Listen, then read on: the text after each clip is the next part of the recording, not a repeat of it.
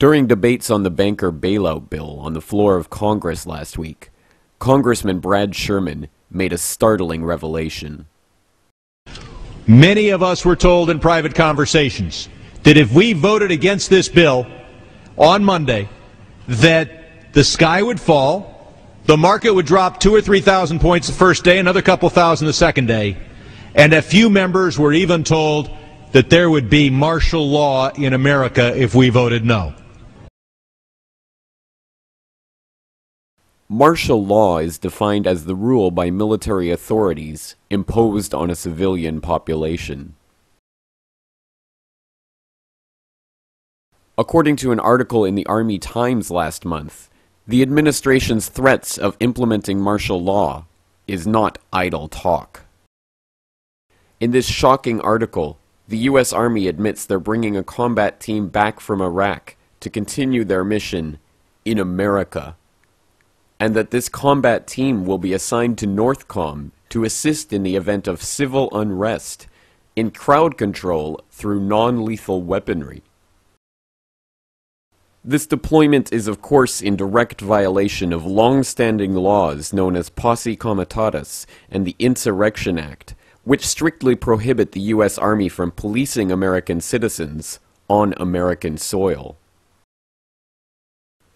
While such extraordinary steps toward the open implementation of martial law on the streets of America might seem like the Bush administration's last-ditch effort to keep the public in check while they rob the Treasury of hundreds of billions for their banker friends, it is crucial to understand that this is only the final stage in a careful plan that has been unfolding for decades through both Republican and Democrat administrations.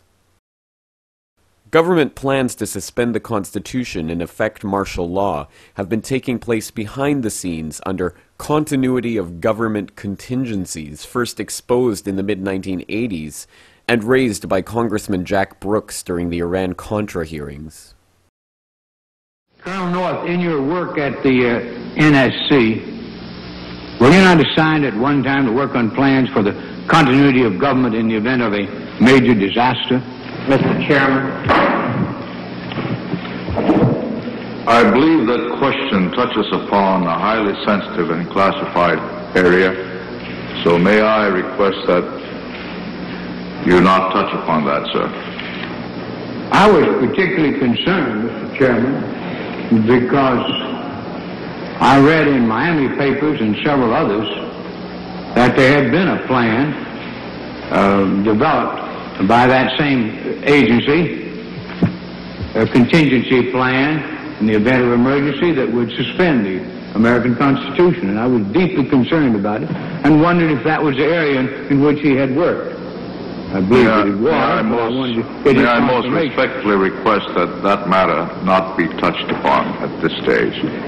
If we wish to get into this, I'm certain arrangements can be made for an executive session. Urban warfare drills took place throughout the 90s, with American troops training with foreign soldiers to arrest and detain U.S. citizens. What you're seeing is real. April 10th through April 20th in Swansboro, North Carolina. This has been repeated across the country in the last 2 years. So-called urban warfare training in America. Of course, in the case of Swansboro, they actually pulled people over and searched their vehicles with the local police department. A local listener sent me this video of the Swansboro incident. You see, they take out groups of young officers from across the country in the Marine Corps and teach them that it's okay to go into American towns and cities and take over the city halls and search vehicles. In this training exercise, it became real. They become so arrogant, they just followed their orders and began to search people's vehicles.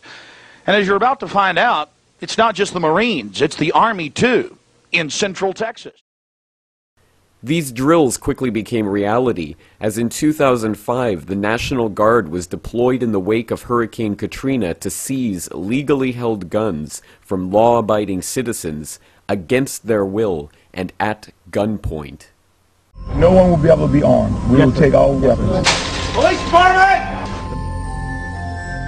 Police Department, everyone home! All of a sudden, they were banging on the front door, the side door, and the back door, and they said, "Let us in." I said, "It's not even loaded," and I dropped it on the floor. You got a gun? Well, they punched me in the face. Look at my black and blue marks. Look at what they did to me. In 2006, a secret government program came to light, which is recruiting clergy members to preach obedience to government in the event that martial law is declared. In 2007, the program was confirmed on CBS News. If martial law were enacted here at home, like depicted in the movie The Siege, easing public fears and quelling dissent would be critical. And that's exactly what the Clergy Response Team, as it's called, helped accomplish in New Orleans. Jeff, the primary thing that we say to anybody is let's cooperate and get this thing over with, and then we'll settle the differences once the crisis is over. Such clergy response teams would walk a tightrope between the needs of the government versus the wishes of the public.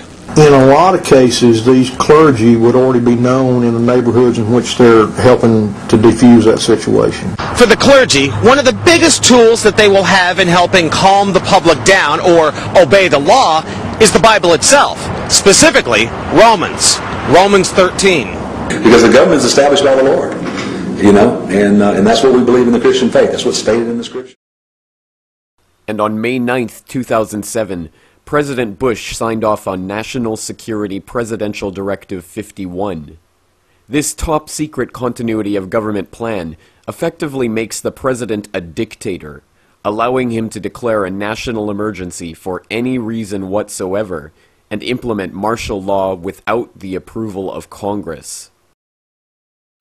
The plan itself is so secret that not even members of the Homeland Security Committee in Congress are allowed to see its contents. But now they've denied the entire Homeland Security Committee of the United States House of Representatives access to their so-called detailed plan to provide for continuity of government. They say, trust us. Trust us, the people who brought us Katrina, to be competent in face of a disaster. Trust us, the people who brought us warrantless wiretapping and other excesses eroding our civil liberties. Trust us. These are just a few of the dozens of preparations that have already been completed to phase martial law in